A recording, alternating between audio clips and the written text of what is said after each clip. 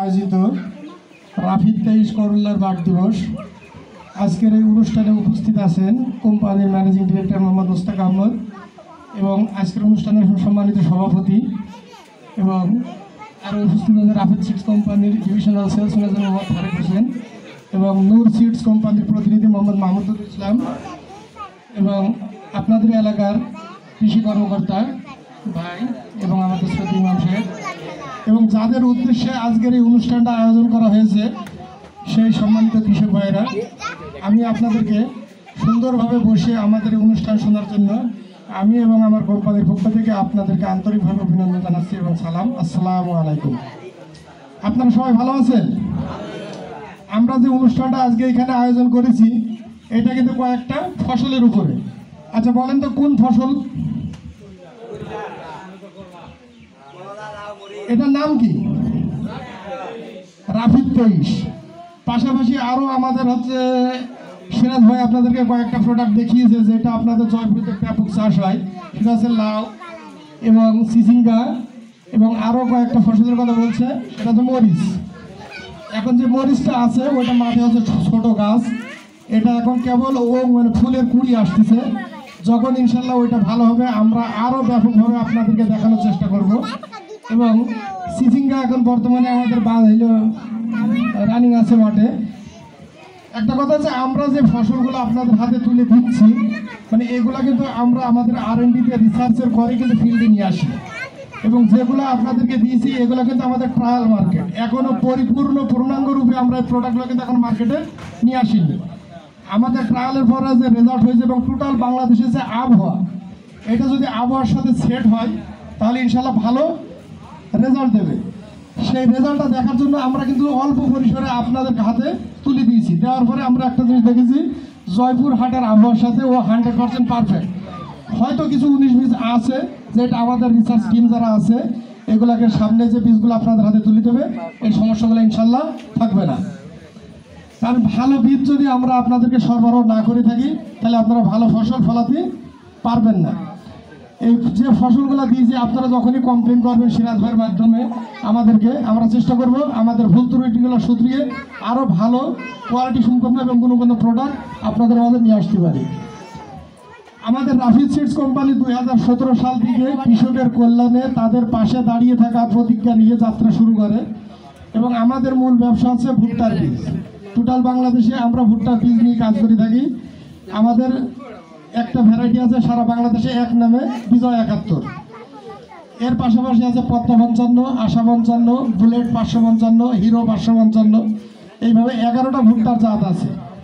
আমরা 2023 সাল থেকে সবজি নিয়ে কাজ করা শুরু করি, যারই ফলশ্রুতিতে আজকে আপনাদের এখানে আমরা একটা অনুষ্ঠান করতে সক্ষম হয়েছি।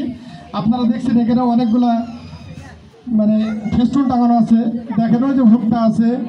আমরা এই বছরে লঞ্চ করেছি আপনাদের হাইব্রিড ধান কিষান 2 এবং আমাদের একটা দেখেন রাফিদ স্টার ফুলকপি, যেটা সারা বাংলাদেশে যে নিমজা আছে না, আপনাদের এলাকাতে ফুলকপি চাষ হয় না? তো দেখ আমাদের এই যে পেঁয়াজ আছে এবং সবজির অল ভ্যারাইটি কিন্তু আমাদের ইনশাল্লাহ আছে। আমরা আস্তে আস্তে আপনাদের এলাকায় যেগুলো চাষ হয় সেগুলো দেবো। তো আমি আসলে একটা কথা হচ্ছে কি মানে কথা বলতে গিয়ে আমার একটু কষ্ট হয়ে যাচ্ছে, মানে এখন যে সময়টা এটা কিন্তু প্রত্যেকেরই ক্ষুধা লেগেছে, আপনারাও বিরক্ত হচ্ছেন, তাই আমরা আমাদের বক্তব্য বাড়াতে চাচ্ছি না। আমাদের কোম্পানির ম্যানেজিং ডিরেক্টর উনি উপস্থিত আছেন। আমাদের যে প্রোডাক্টগুলো আপনারা সামনে দেখতে পাচ্ছেন, আপনাদের মাঝে বসে থেকে আপনাদের অনেক কথা কিন্তু উনি আপনাদের সাথে শেয়ার করেছেন এবং আপনারা বলেছেন এবং আপনারা যে ত্রুটি যে কমপ্লেনগুলো করেছেন জাস্ট উনি আপনাদের সেই উত্তরগুলো দেবে। আমি ওনাকে এই বিস্তারিত প্রোডাক্ট নিয়ে সংক্ষেপে আলোচনা করার জন্য আমন্ত্রণ জানাচ্ছি এবং আমি আমার বক্তব্য শেষ করছি। আসসালামু আলাইকুম। আপনারা সবাই ভালো থাকবেন।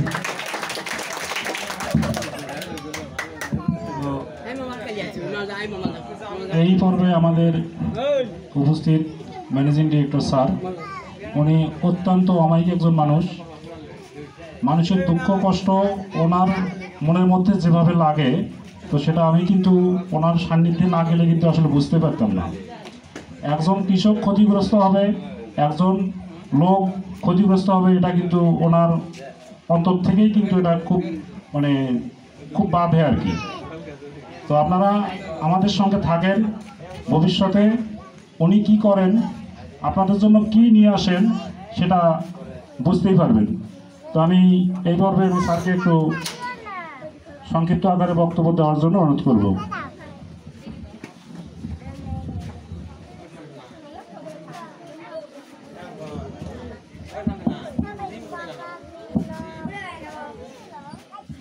বিসমিল্লাহির রহমানির রহিম। উপস্থিত সভাপতি, head of sales, divisional manager এবং সহকারী কৃষি কর্মকর্তা এবং সামনে উপস্থিত অত্র এলাকার চাষি ভাইরা, আসসালামু আলাইকুম। কি সবাই খুব কষ্টে আছেন নাকি? তাহলে কেউ যে হাসতেছেন না, ক্ষুধা লেগেছে? শোনেন, কোনো কিছু অপেক্ষার পরে যদি কোনো কিছু পাওয়া যায় সেটা কি, সেটা বেশি মধুর, তাই না? বেশি মধুর না? বেশি মধুর। দেখেন, যার বিয়ে করার পরে 1 বছর পরেই যদি একটা বাচ্চা হয় সেটা একটা পাওয়া, আর যার 3 বছর 4 বছর 5 বছর এ ডাক্তার সে কবিরাজ বিভিন্ন বাড়ি ঘুরায় ঘুরায় যদি একটা বাচ্চা হয়, সে কিন্তু বাচ্চা হওয়ার পরে ওই গ্রামে কিন্তু আত্মন মিষ্টি বিলাই দেয়, কি দেয় না? কেন? মানে ওইটার চাওয়াটা, মানে ওর পাওয়াটা বেশি আনন্দের। তার কি হলো, প্রতীক্ষার জিনিস বেশি আনন্দের হয়, তাই না? তো আপনারা এখানে আছেন, আমার ভালো লাগছে যে আপনারা, আমার অত্যন্ত ভালো লাগছে যে এখানে এতগুলো লোক বসে আছেন, প্রায় 150 প্লাস, অথচ এই 150 লোক প্লাস একটাও কোনো কথা বলতেছেন না, কোনো শব্দ করতেছেন না, এবং আমার উপস্থিতি যে সমস্ত ব্যক্তিবর্গরা কথা বলেছেন কথাগুলো খুব সুন্দরভাবে আপনারা শুনতেছেন। খুব মানে আমার খুবই ভালো লাগছে এই জিনিসটা, যে আপনাদের ভিতরে একটা সহানুভূতি আছে, একটা ধৈর্যশীলতা আছে। যদিও দুপুরের লাঞ্চের টাইম হয়েছে, তারপরেও আপনারা লাঞ্চের দিকে লক্ষ্য না করে আপনারা অপেক্ষা করতেছেন যে মনে হয় ওই ব্যক্তি কিছু একটা কথা বলবে, যে কথাটা হয়তো আপনারা শুনবেন, সেই শোনার জন্য আপনারা অপেক্ষা করতেছেন। আপনারা অনেক মহানুভবতার পরিচয় দিয়েছেন। আল্লাহ আপনাদের সহায় হোক। আমি একটি কথা আমি আপনাদেরকে স্মরণ করাবো, পৃথিবীতে যা কিছু আছে, যা কিছু হচ্ছে, একজনের নির্দেশেই হচ্ছে। তিনি কে? তিনি আল্লাহ, তিনি সৃষ্টিকর্তা। আল্লাহর ইশারা ছাড়া পৃথিবীতে একটা গাছের পাতাও নড়ে না, নড়ে। আল্লাহর ইশারা ছাড়া পৃথিবীতে কোনো কিছুই হয় না। আপনি লাউ করেন আর করল্লা করেন আর ফুলকপি করেন, যদি বিধাতা আপনাকে না দেয়, যদি বিধাতা আপনাকে না দেয়, সেটাকে আপনার হবে? আপনার ভালো ফসল আজকে মহামারী হয়ে চলে যাচ্ছে ডুবিয়ে, আজকে ঝড়ে ভেঙে দিয়ে সব চলে যাচ্ছে। কে নিয়ে যাচ্ছে? আল্লাহ নিয়ে যাচ্ছে। আপনার কিছু বলতেছেন, হয়তো আমরা আক্ষেপ প্রকাশ করতেছি, বলতেছি আল্লাহ যেটা ভালো মনে করেছেন সেটা করেছেন। তাই প্রথম যে কথাটা, সেটা আপনাদেরকে খেয়াল করতে হবে যে আমরা যে বীজই বপন না করি কেন, আমরা যে ফসলই বপন করি না কেন, সর্বোপরি আল্লাহর উপরে ভরসা রাখতে হবে, সৃষ্টিকর্তার উপরে ভরসা রাখতে হবে। আল্লাহকে হাজির নাজির রেখে আপনাকে সামনের দিকে এগোতে হবে। আপনি যখন মাঠে বীজ বোনেন, ফসল লাগান, সেটা আল্লাহকে হাজির রেখে করেন। যাদের মা বাবা বেঁচে আছে তাদের মা বাবার কাছ থেকে দোয়া নেন। আল্লাহ বলছে, আমার পরে যদি আমি কাউকে সিজদা করতে বলতাম তাহলে আমি তোমার মাকে বলতাম। কি বলে না এই কথাটা? তাই আল্লাহর উপরে হাজির রাখেন, আল্লাহকে স্মরণ করেন। কারণ আপনার ফসলের বৃদ্ধি করতে পারে একজন ব্যক্তি, একজনই, সেটা আল্লাহ। তারপরে আছেন আপনি বীজ, তারপরে আসেন আপনি আপনার বাকি কার্যক্রমগুলো। আপনি বীজ যত ভালোই লাগান, ফসল যত ঘন করেই লাগান, ধানে যত পরিচর্যাই করেন, যদি আল্লাহ আপনার প্রতি রাজি খুশি না থাকে, যদি আল্লাহ আপনার সেটা তকদিরে না লেখে, তাহলে কিন্তু আপনি সেটা কোনোদিন পাবেন না। তাই তকদির আর তদবির দুইটা জিনিস। আপনাকে তকদিরকে বিশ্বাস করতে হবে। যদি আপনি তকদিরকে বিশ্বাস না করেন, তাহলে আপনি পৃথিবীতে কোনো কিছুই পাবেন না। প্রথমত আপনার তকদির বিশ্বাস করতে হবে, তারপরে আপনাকে তকবীর করতে হবে। যেমন আল্লাহ কি বলছেন, 5 ওয়াক্ত নামাজ আমাদের জন্য ফরজ করে দিয়েছেন, কিন্তু আল্লাহ কিন্তু এখনো বলেনি, কোনো জায়গায় লেখা নেই। এখানে একজন হুজুর আছে, জিজ্ঞেস করে নেবেন, কোনো কোরআনে বা হাদিসে কোথাও লেখা নেই যে আপনি 5 ওয়াক্ত নামাজ পড়তে যদি মসজিদের ভিতরেই শুয়ে থাকেন, কোথাও লেখা আছে? কোনো হুজুর আজ পর্যন্ত বলেছে যে আপনি মসজিদের মধ্যেই শুয়ে থাকেন? বলেনি। আল্লাহ কি বলছে যে আপনি ফজরের নামাজ পড়েন, ডান দিকে সালাম ফিরান, ডানে সালাম ফিরিয়ে আপনি আপনার রিজিক অন্বেষণের জন্য পৃথিবীর বুকে ছড়িয়ে পড়েন। তাহলে কি করতে বলছে? প্রথম আল্লাহর ইবাদত করতে বলছে, তারপরে আপনার রিজিক অন্বেষণ করতে বলছে। যদি আপনি আল্লাহকে হাজির নাজির না রাখেন, আল্লাহর কাছে সাহায্য সহযোগিতা না চান, তাহলে আপনি কোনো কিছুতেই কামিয়াব হবেন না। তাই আমরা যা কিছু চাষ করব, যা কিছু কাজ করব, সামনে যেগুলোই করব, সেগুলোকে আমরা আল্লাহকে হাজির নাজির রেখে করতে পারবো না ভাই? সবাই একবার জোরে বলে, আল্লাহকে হাজির নাজির রাখতে পারবো না? আমরা আল্লাহকে হাজির নাজির রাখবো। আমরা প্রথম বলবো, আমরা যা কিছুই করি আল্লাহকে, আল্লাহর হুকুম নিয়ে, আল্লাহর প্রতি শ্রদ্ধাশীল হয়ে, আল্লাহর প্রতি আমাদের ভালোবাসা দেখিয়ে আমরা কাজ করব। এখন আসি, একটি বীজ একটি স্বপ্ন, একটি বীজ একটি স্বপ্ন। একজন কৃষক 10 গ্রাম বীজ কেনে, হয়তো 150 টাকা, 200 টাকা বা 100 টাকা বা 120 টাকা হতে পারে দামটা, আমি দামটা জানি না। তো সেই বীজটা সে যখন দোকান থেকে কিনে নিয়ে আসে, সে কি দোকান থেকে বাড়ি পর্যন্ত যে রাস্তাটার ডিস্টেন্স আছে, হয়তো হতে পারে 100 গজ, 200 গজ বা 500 গজ, এখানে একজন চাষিকে হাত উঁচু করতে পারবেন যে ওই বীজটা কিনে ও দোকান থেকে বাড়ি পর্যন্ত আসা পর্যন্ত ও কোনো কিছু ভাবেনি, একদম চুপচাপ বাড়ি এসেছে? কেউ বলতে পারবেন? কেউ আসে না, আমি হলেও আসতাম না। ওই বীজটা কিনে যখন সে বাড়ি আসে, তখন সে ভাবতে ভাবতে আসে যে এই বীজটা আমি কিনলাম, আমি এই বীজটা লাগাবো। আমি যেমন আমার এখানে একজন ভাই বলে গেছে, রাজু ভাই, উনি 20 শতক করল্লা লাগিয়েছে। উনি প্রথমবার তুলেছে কতটুকু যেন, তারপরে লাস্টে তুলেছে 8 মণ। ওনার টোটালে 74,000 টাকা হয়েছে। উনি কি এই 74,000 টাকার স্বপ্নটা, 74,000 টাকার স্বপ্ন উনি ওই দিন দেখেনি। ওই দিন উনি দেখেছিল হয়তো আরো বেশি কিংবা আরো কম। কিন্তু ওই যেদিন উনি বীজটা কিনেছিল ওই দোকান থেকে, যখন দোকান থেকে উনি বাড়িতে আসতেছিল, তখন এই স্বপ্নটা উনি বুনতে বুনতে আসছিল। কোথায়? ওনার মাথার ভিতরে, ওনার অন্তরের ভিতরে, যে আমি এই বীজটা কিনছি, এই বীজটা নিজেই আমি গাড়বো। সেই বীজটা হোক গ্রাফিন সিডের, সেই বীজটা হোক অন্য যে কোনো কোম্পানির, আমি সেটা বলবো না। কিন্তু একটা বীজ, একটা স্বপ্ন। ওই চাষি ওই বীজটা ওখান থেকে কিনেছে, স্বপ্ন লালন করতে করতে বাড়িতে এসেছে। হয়তো কেউ কেউ তার ওয়াইফের সাথে বা রাত্রিতে ফ্যামিলির সাথে গল্পও করেছে যে এই বীজটা আমি লাগাবো 1 বিঘা জমি, এই বীজটাই থেকে আমরা 1 লক্ষ টাকা হয়তো আমাদের হবে। আল্লাহ যদি রহমত করে এই 1 লক্ষ টাকা দিয়ে হয়তো বড় মেয়েটার বিয়ে দেবো, কিংবা হয়তো আল্লাহ যদি রহমত করে এই 1 লক্ষ টাকা দিয়ে হয়তো আমরা আগামী বছর একটা গরু কিনবো বা একটা গাভী গরু কিনবো, সেখান থেকে আমাদের বাছুর হবে। তার মানে কি, আপনি কি ওই বীজটা কেনার সময় স্বপ্ন দেখলেন না? কি স্বপ্ন দেখছেন না? প্রত্যেকটা মানুষই এই স্বপ্ন দেখে। কারণ একটি কথা মনে রাখবেন, স্বপ্নের ঊর্ধ্বে কেউ নেই, কল্পনা শক্তির ঊর্ধ্বে কেউ নেই। প্রত্যেকটা মানুষ তার জীবন দশায় বেঁচে থাকার জন্য সে কল্পনা করে, সে স্বপ্ন দেখে। আর স্বপ্ন দেখাটা কোনো খারাপ নয়। আপনি যদি স্বপ্ন না দেখতে পারেন, আপনি যদি আপনার মনকে স্থির না করতে পারেন, আপনি যদি নির্দিষ্ট টার্গেটকে এম করতে না পারেন, তাহলে আপনি আপনার লক্ষ্য স্থিরে কোনোদিন পৌঁছাতে পারবেন না। কথাটা কি ঠিক বললাম? কি খারাপ লাগছে ভাইরা? শেষ করে দেবো।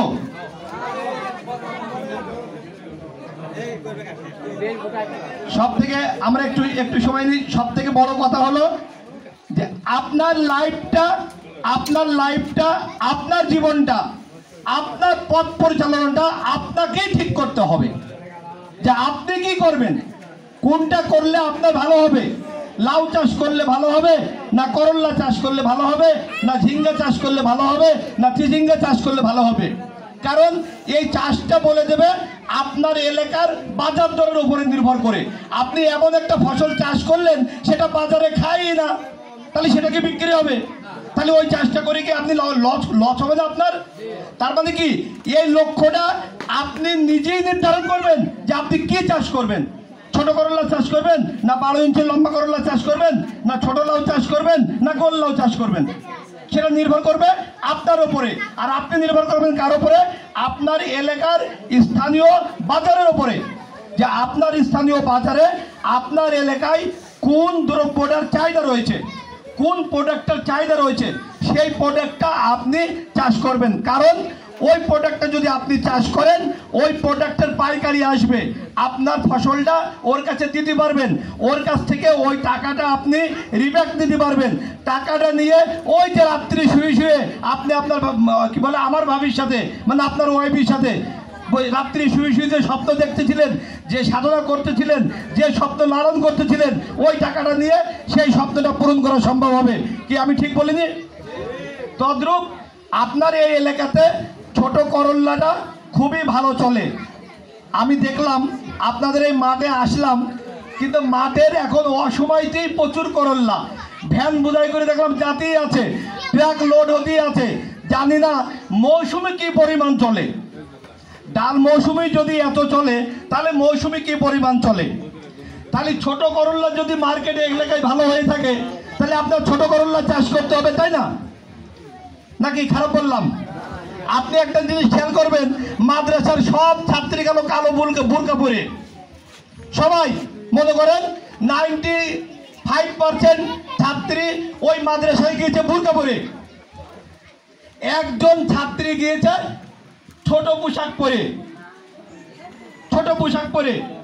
সে কি ওই মাদ্রাসায় স্বাচ্ছন্দ্য বোধ করবে? কি করবে? করবে না। তার মানে কি এখানে স্পষ্ট এই জিনিসটা বোঝা যায়, যে পরিবেশে যে অবস্থানে যাকে ভালো মানায় তাকেই সেই অবস্থানে রাখতে হবে। কি ভাই ঠিক না? যদি সেই অবস্থানে তাকেই রাখতে হয়, তাহলে আপনার এলাকায় ছোট করল্লা ভালো চলে, তাহলে ছোট করল্লা চাষ করতে হবে না বড় করল্লা করতে হবে? ছোট করল্লা চাষ করতে হবে। তাহলে ছোট করল্লা যদি আপনারা চাষ করেন, ছোট করল্লা চাষ আপনারা অনেক দিন থেকে করতেছেন, অনেক প্রকার করল্লা এই মার্কেটে চাষ হয়েছে। আমি নামগুলো সঠিক জানি না, বা আমি কারো নাম বলতেও চাচ্ছি না। এই বছরে আমাদের সিরাজুল ভাইয়ের এই এলাকায় অনেক পরিচিতি আছে, এবং এই এলাকায় অনেক দিনকে চাকরি করতেছে। সেই চাকরি করার সুবাদে বা আপনাদের কৃষকদের সাথে ওনার একটা পরিচিতি হওয়ার কারণে উনি একটা নতুন ভ্যারাইটি বা নতুন নামের ছোট করল্লা, নতুন নামের ছোট করল্লা। ছোট করল্লা তো সবগুলোই ছোট করল্লা, অন্য কোম্পানিগুলো তো ছোট করল্লা না বড় করল্লা, কিন্তু নামটা ভিন্ন। হয়তো জাতের ক্যারেক্টারগত দিক থেকে কিছুটা পার্থক্য আছে, সেই ক্যারেক্টারগুলো আমি একটুখানি পরে বলতেছি। আমাকে 2টা মিনিট অনলি সময় দেবেন, আমি বেশি সময় নেব না, যেহেতু লাঞ্চের টাইম হয়ে গেছে। তাহলে ছোট করল্লা এখানে ভালো চলে, সেই সুবাদে উনি ছোট করল্লা এখানে দিয়েছে। আমাদের একটা করল্লা এখানে দিয়েছে, সেই করল্লাটার নামটা কি আমি আপনাদের কাছে একবার শুনতে চাচ্ছি, একটু কাইন্ডলি বলবেন কি নাম? আরেকবার জোরে বলেন। ওকে, করলাটার নাম হলো রাফিদ 23। এই রাফিদ 23 করলাটা আপনাদেরকে দিয়েছে চাষ করার জন্য। কারণ এখানে বড় করলা চলে না, মাঝারি করলা চলে না। তাই যে করলাটা চলে, যে স্থানে যার শোভা পায় সেই স্থানেই তাকে রাখাটা বাঞ্ছনীয়। যদি আপনি যে জিনিস সেখানে শোভা পায়, সেই জিনিস যদি আপনি সেই জায়গাটা না রেখে যদি অন্য জায়গায় পাত্রস্থ করেন, তাহলে কি ভালো দেখা যাবে? যাবে? যাবে না, খুব কম, রিয়ার। ওগুলো আল্লাহ প্রদত্ত। গোবরে ফুল ফোটে 2টো একটা, কিন্তু গোবরে পদ্ম ফোটে 2টো একটা, কিন্তু পদ্মর চাষই করা হচ্ছে এখন, হচ্ছে না? কিন্তু গোবরে পদ্ম ফুল ফুটলে ওটা ভালো দেখা যায়। কেন ভালো দেখা যায়? এক্সেপশনাল, যে গোবরের মধ্যে একটাই আছে, বাকি আছে সব ঝড় জঙ্গল, তাই ওটাকে ভালো দেখা যায়। আর যেখানে চাষ হচ্ছে সবই তো পদ্ম, কেন ভালো দেখা যাবে? ভালো দেখা যাচ্ছে না, কারণ পুরো মাটি পদ্মর চাষ। যশোরে যাবেন, বাঁকাছড়ায় যাবেন, পুরো মাটি গোলাপের চাষ, যা দেখবেন গোলাপি দেখা যাচ্ছে। যা হোক, আমরা ওদিকে না যাই।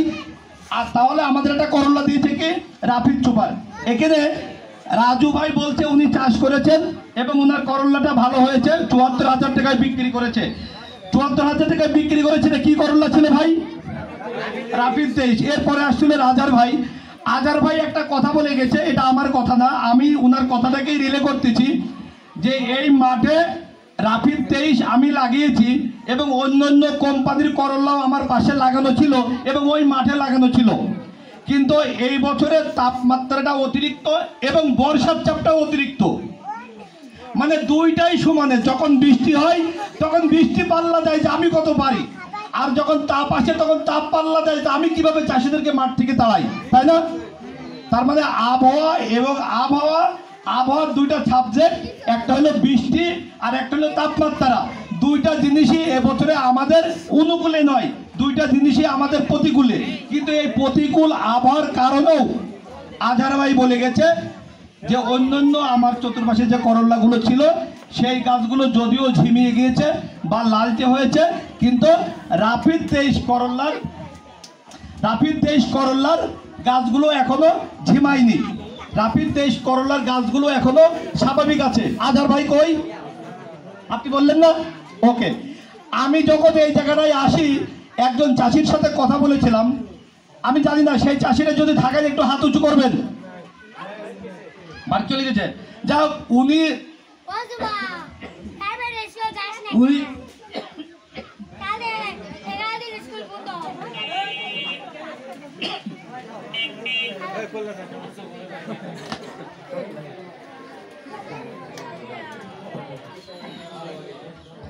সরি ভাই, আমি যখন এখানে আসছি প্রথমে ওই চাষিটার সাথে আমি কথা বলেছিলাম। ওই চাষিরাই আমাকে বললো যে এখানে যে 20-25টা ক্যারেট আছে এই পুরো ক্যারেটটাই রাফিদ 23-এর। তা আমি ওনাকে জিজ্ঞেস করলাম, ভাই আমি যে শুনতেছি এবছরে গাছ মারা যাচ্ছে এবং গাছগুলো ঝিমিয়ে যাচ্ছে, লাল হয়ে যাচ্ছে, তা আপনি এতগুলো করল্লা কোথায় পেলেন? তো বলছেন না ভাই রাফিদ 23-এর গাছগুলো এখনো টিকে আছে এবং রাফিদ 23-এর ফলনটা অন্যান্য হলো মানে করল্লার তুলনায় অনেক বেশি ফল ধরেছে বছরে। তো আমরা যদি আল্লাহ যদি সহায় থাকে, যদি আপনারা আমাদেরকে বীজটা সঠিকভাবে সরবরাহ করেন এবং আমরা এই বীজটা চাষ করব, ওই চাষির কথা ছিল এটা। তো আপনারা এখানে এই রাফিদ 23 বীজটা গত বছরে কয়জন লোক চাষ করেছেন একটু হাত উঁচু করবেন? গত বছরে চাষ করেছেন কয়জন লোক? ওকে, হ্যাঁ, মানে এইবার মানে এই বছরে চাষ করেছেন কয়জন লোক? আচ্ছা আচ্ছা, হাত ডাউন করেন। হয়নি? আচ্ছা, হাত ডাউন করেন। এখন প্রশ্ন হলো, হাত ডাউন করেন। এখন প্রশ্ন হলো যে এই বছরে যারা চাষ করেছেন তাদের যে ভালো ফলনটা হয়েছে, হয়তো কারোর কোনো কারণে হয়তো বা ক্ষেত নষ্ট হতে পারে, প্রাকৃতিক আবহাওয়া হতে পারে, বৃষ্টিতে হতে পারে, অনাবৃষ্টিতে হতে পারে, তবে যাদের হয়েছে তাদের ভালো হয়েছে। সেই ভালো দিকটাকে যদি আমরা অনুসরণ করি তাহলে কি আমরা সামনের বছরে যখন এই ছোট করল্লা চাষ করব তখন কি আমরা রাফিদ 23 করল্লা চাষটা করতে পারবো না ভাইরা? কয়জন রাফিদ করল্লা চাষটা একটু করবেন? একটু হাত উঁচু করেন তো দেখি। ওকে, হাত ডাউন করেন। ওকে, থ্যাংক ইউ। বলেন। ওকে, একটু ওকে, আমরা 1 মিনিট কথা না বলি। আমাকে আর একটা প্রশ্ন কিন্তু করা হয়েছে, বীজের কোয়ালিটি ঠিক রাখা। আপনারা আমাকে 2-1 মিনিট সময় দেবেন, আমি একটুখানি বীজের আমাকে প্রশ্ন করা হয়েছে বীজের কোয়ালিটি ঠিক রাখা। আমি আপনাদেরকে কথা দিচ্ছি, আমি 2017 সাল থেকে ভুট্টা বীজের ব্যবসা করি এবং আমার একটা পপুলার ভ্যারাইটি আছে, নাম বিজয় 71। সারা বাংলাদেশের আনাচি কানাচি বিজয় 71 ভুট্টার বীজ পাওয়া যায়, যেখানে ভুট্টা চলে। হয়তো আপনি বলবেন ভাই আমাদের এলাকায় তো পাওয়া যায় না, এখানে চলেই না, সেখানে ওটি আসে না। যাই হোক, 17 সাল থেকে আজকে পর্যন্ত আমার ভুট্টার ক্যারেক্টারে কোনো সমস্যা হয়নি ইনশাল্লাহ। আমি এই রাফিদ 23 করল্লারও আপনাদের কথা দিচ্ছি, আপনারা চাষ করবেন, বীজের কোয়ালিটি নিয়ে কোনো টেনশন নেই। কোয়ালিটি মেনটেন করার দায়িত্ব আমার, আর বীজ চাষ করার দায়িত্ব আপনাদের। কি ঠিক আছে কথা? ওকে, বীজের পাশাপাশি করল্লার পাশাপাশি একটু দেখিয়ে গিয়েছে আমাদের একটা লাউ আছে, দেখছেন। আপনাদের এলাকায় যদি এই লাউটা চলে আপনারা চাষ করবেন। আপনারা এই লাউটা ওনার সাথে আমি কথা বলেছি, উনি বলেছে অন্যান্য লাউর থেকে এই লাউটা অনেক ধরন। এখানে আরেকটা জিনিস আছে আপনাদের চিচিঙ্গা, আপনাদের এলাকায় এখানে একটা চিচিঙ্গা চলে, এই চিচিঙ্গাটার নাম, আমাদের নাম শান্তি। এই চিচিঙ্গাটার নাম কি? শান্তি। আমি জানি না এলাকায় এই চিচিঙ্গা, এই ধরনের চিচিঙ্গা কি নামে চলে, তবে আপনারা চাষ করবেন, ঠকবেন না।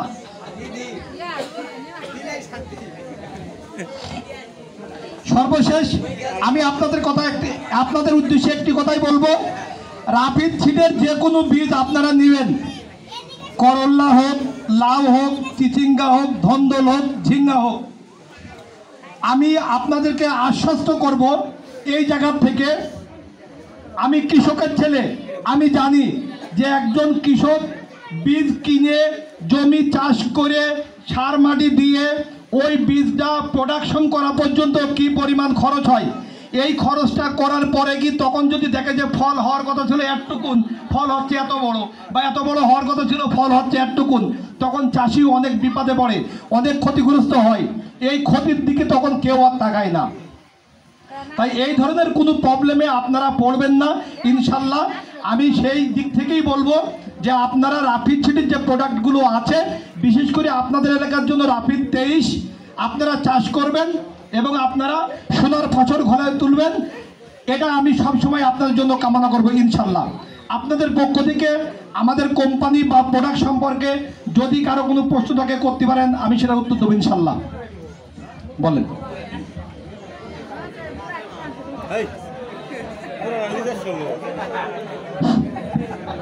হ্যালো, বিসমিল্লাহির রহমানির রহিম, আসসালামু আলাইকুম। আমরা হলো এলাকার কৃষক।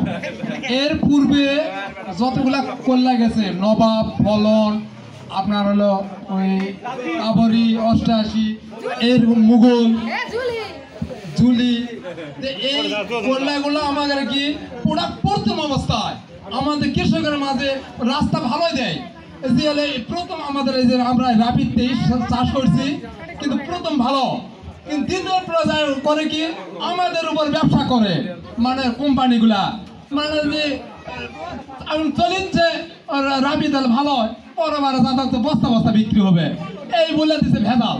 ভেজাল দিয়ে কৃষক আমরা খাচ্ছি মার। এই মার তো খাচ্ছে 1000 লোক, আর লাভ হচ্ছে একজন, কোটিপতি হচ্ছে। কিন্তু আমাদের মাঝে যদি কোম্পানি যদি সঠিক থাকে, তাহলে আমরাও কোম্পানির উপর আস্থা রেখে আমরা কৃষকরাও সঠিক থাকবো। কিন্তু প্রথম স্থানে রাফিদ 23-এ 2টা ভেজাল আসিছে। একটা হলো সাদা কল্লা, একই মাপে, মানে কল্লাটার মাপ একই কিন্তু সাদা, ওরা যদি বেশি আসে তাহলে আমাদের বাজার দরকারীদের কাছে চলবে না।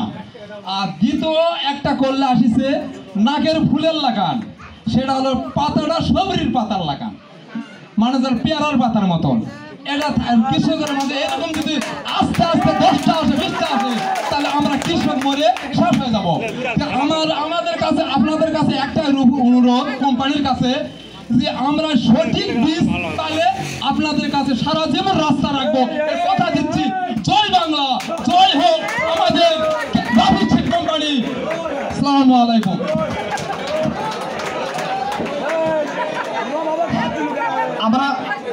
আমরা কথা না বলি ভাই যে প্রশ্ন করেছে, উনি প্রশ্ন করেছে আপনাদের জন্য।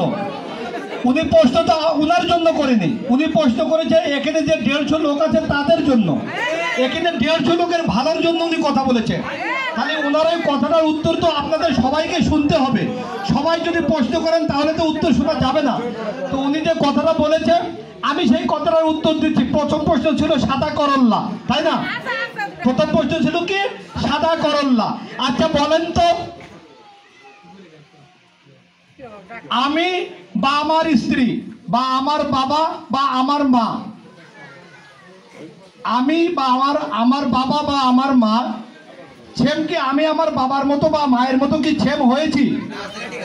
পৃথিবীতে এখনো পর্যন্ত কেউ কি বলতে পারবেন? শুধুমাত্র যমজ ভাই বোন ছাড়া, যে তাও পার্থক্য থাকে সামান্য পরিমাণে।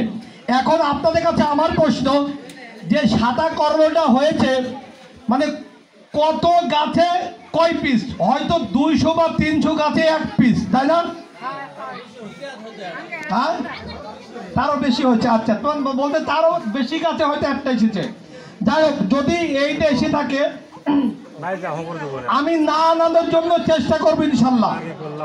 আমি প্রথম কথা বলবো, আমি না আনানোর জন্য চেষ্টা করব। কিন্তু যদি আপনার জমিতে 200 বা 300 গাছের মধ্যে যদি একটা গাছ আসে, আমি দয়া করে বলবো ওই গাছটাকে আপনি কেটে দিন। এখন আপনি বলবেন যে ভাই ওই গাছটা কাটলে ওই গাছের ফলগুলো আমার কে দিবে, তাই না? কি প্রশ্ন এমন না? এখন আমি বলি হলো একটা ভুট্টা, একটু শোনেন, একটু কাইন্ডলি আপনাদের প্রশ্নের উত্তরই আমি দিচ্ছি। একটা ভুট্টা গাছ লাগানো হয় 10 ইঞ্চি পর পর, 10 ইঞ্চি পর পর ভুট্টা গাছ লাগানো হয়। তাহলে 20 ইঞ্চিতে 2-3টা ভুট্টা গাছ লাগানো হয়। যদি মাঝখানের ভুট্টা গাছটা কোনো ক্রমে মারা যায়, তাহলে ওই 20 ইঞ্চির মাথার গাছটাই আর 20 ইঞ্চির এই মাথার গাছটাই 2টা করে মোচা ধরে। আপনি কি জানেন যে গাছটা আপনি কেটে দিবেন ওই গাছটা যে জায়গাগুলোই ছিল ওই জায়গাগুলোই অন্য গাছের লতা এসে কি ভরাট করে ফেলবে না? তাহলে কি ওই গাছটা কাটাতে কি আপনার কোনো লস হচ্ছে? আমরা এটা পরিবর্তন করার জন্য বা এটা না আনার জন্য চেষ্টা করব, কিন্তু আমি আপনাদের কাছে অনুরোধ করব, যদি 200 বা 300 গাছের যদি এমন একটা গাছ এসে থাকে, তাহলে আমি বলবো সেই গাছটাকে আপনি কেটে দেন, ওই জায়গাটা আপনার ব্লক হয়ে যাবে। কি পাওয়া গেছে প্রশ্নের উত্তর? ওই ভাইয়ের আর একটা প্রশ্ন ছিল বীজের ভেজাল।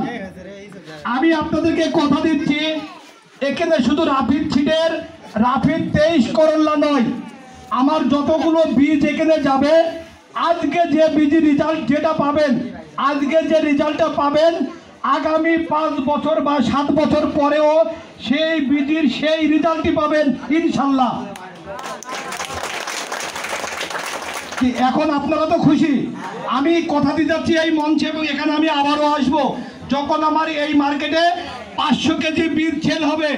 যেদিন এখানকারের এরিয়া ম্যানেজার আমাকে বলবে যে স্যার আমার মার্কেটে 500 কেজি বীজ এই বছরে সেল হয়েছে, আমি সেই দিন ওই অফিসারকে বলবো ওই টিনের তলায় একটা মিটিংয়ের অ্যারেঞ্জমেন্ট করো, আমি ওই মিটিংয়ে আবারও প্রেজেন্ট হব।